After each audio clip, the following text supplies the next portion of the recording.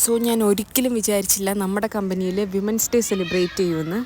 ഈ സെലിബ്രേറ്റ് ചെയ്യുന്ന തലേ ദിവസമാണ് പറഞ്ഞിട്ടുണ്ടായിരുന്നത്, നാളെ വിമൻസ് ഡേ നമ്മൾ സെലിബ്രേറ്റ് ചെയ്യാണ്, എല്ലാവരും എത്നിക് വെയറൊക്കെ ഇട്ടിട്ട് വരണമെന്ന്.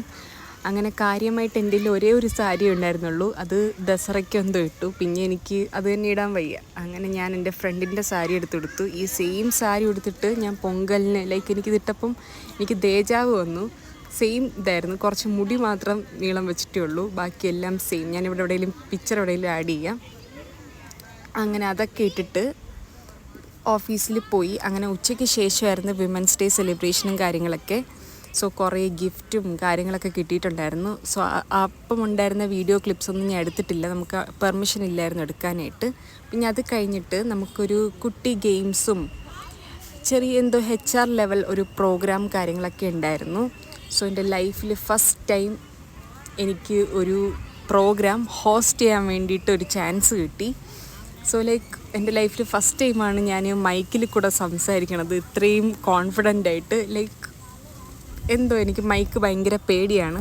ഞാൻ ഈ വീഡിയോയിലൊക്കെ ഇങ്ങനെ ബളബള അടിക്കുമെന്നല്ലാതെ എനിക്ക് ഇത്രയും ക്രൗഡിൻ്റെ മുമ്പിൽ ചെന്നിട്ട് ബളബള അടിക്കാൻ ഭയങ്കര പേടിയാണ്. അങ്ങനെ കുറേ ഗെയിംസും കാര്യങ്ങളൊക്കെ ഉണ്ടായിരുന്നു. പിന്നെ ദിയ പെയിൻറ്റിങ് അങ്ങനെയൊക്കെ.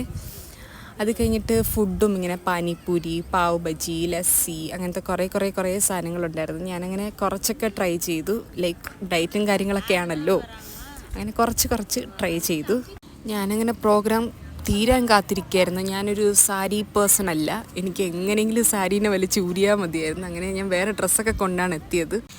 അങ്ങനെ പ്രോഗ്രാംസൊക്കെ കഴിഞ്ഞ് നേരെ ബസ്സിൽ കയറിയപ്പം ഞാൻ ചത്ത്, ഐ ആം ഡെഡ്, അങ്ങനത്തെ അവസ്ഥയായിരുന്നു. ഇതാണ് എൻ്റെ കാലിൻ്റെ അവസ്ഥ.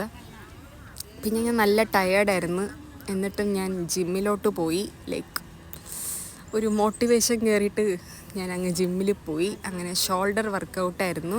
അങ്ങനെ വർക്കൗട്ടൊക്കെ അടിപൊളിയായിട്ട് ചെയ്തു. ജിമ്മിൽ പോകാനൊരു മടിയേ ഉള്ളൂ, പോയി കഴിഞ്ഞാൽ പിന്നെ അടിപൊളിയാണ്.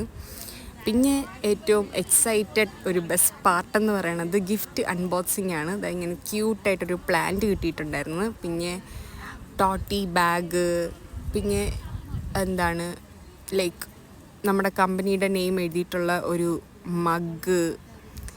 ഇതായിരുന്നു എൻ്റെ ഫേവറേറ്റ്. കാരണം ഞാൻ ഒരുപാട് നാൾ കാത്തിരിക്കുകയായിരുന്നു. കമ്പനിയുടെ നെയിം വെച്ചിട്ട് എനിക്ക് എന്തേലും വേണം, ഒന്ന് ടീഷർട്ടോ എന്തേലും.